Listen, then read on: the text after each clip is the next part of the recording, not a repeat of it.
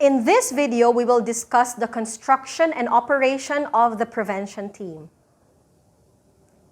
Let's look at the role of leadership, which can make a difference in all types of teamwork, but especially in such sensitive areas as substance use prevention.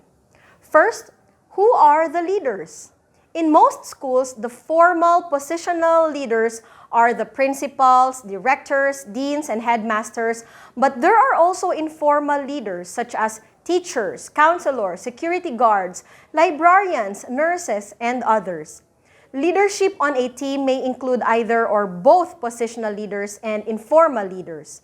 It does not matter whether you are a leader or a member of the team. Understanding all of the membership roles is important for the team's success. Leadership is needed to establish why it is important to form a team to address substance use prevention.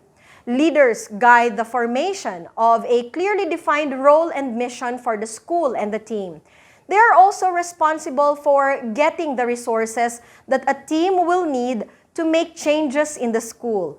Leaders also communicate those changes to staff, students, families, and even to the community. Let us explore some of the reasons for having a team approach, as you cannot just put people together in a team and expect them to work together well without some direction. There are many other things to consider. Successful teams require planning, good communications, and enough flexibility to allow easy transitions and changes to address new issues or to overcome barriers to moving forward. Why is it important to establish a team? Generally, teams are established so voices from different perspectives and areas of expertise can be heard.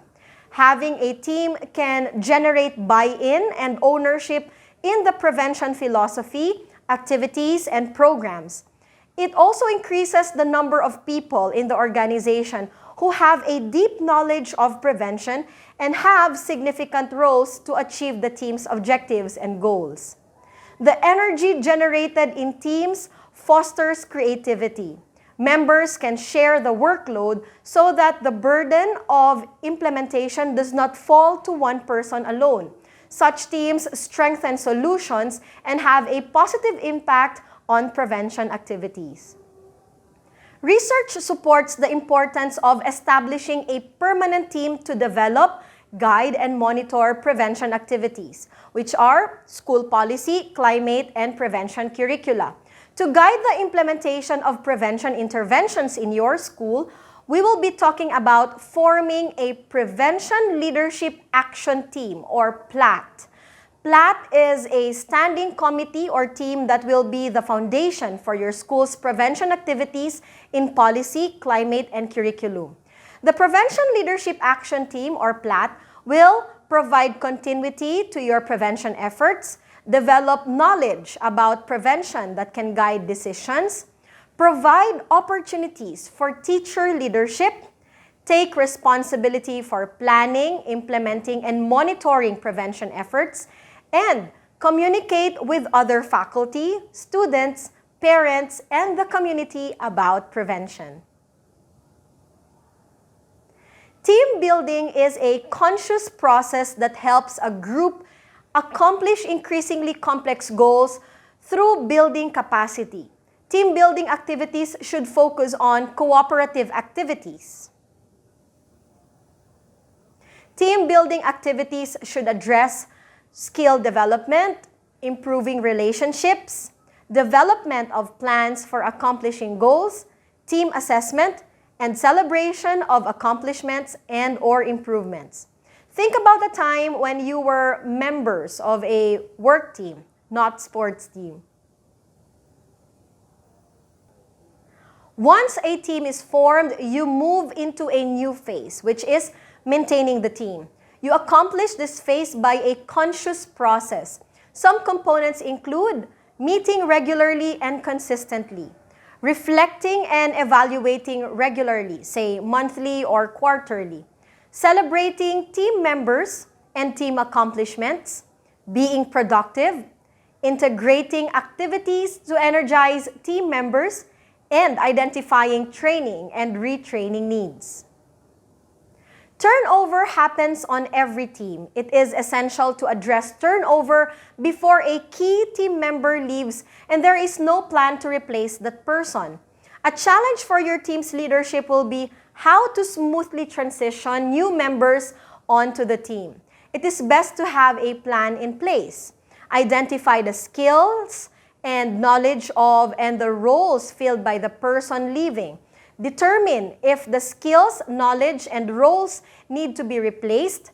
Identify potential team members who can fill the vacancy.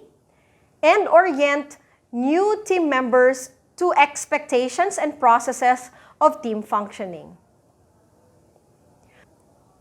We know from research that when teams work together, the team goes through some identifiable stages of development. Some may include conflict. It is important that a team does not avoid the more difficult stages of development. So let us look at a model that documents 5 stages of team development and highlights the role leaders and team members can plan in helping the team move through those stages to be more productive. Research has shown the initial phase of any group involves forming, and that is setting up the objectives, goals, and structures for the team. The focus in this phase should be understanding the team's goals and individual team member roles. For team members, there is often a feeling of uncertainty about the team, its goals, and the role they play on the team. There may be initial discomfort and worry about acceptance by other team members. The leader is crucial in clarifying the role of the team and team members in this particular phase. The storming phase focuses on team organization and strengthening of team goals and roles. This occurs usually after the team gets moving with some activity. Some of the characteristics include conflict among team members or between team members and the leaders. Some of the conflict may arise from uneven or lack of participation or competition. Other characteristics may be placing different levels of priority on group activities and moving toward group norms. In this phase, the leader needs to be supportive, listen actively, manage conflict, and look to drive for consensus.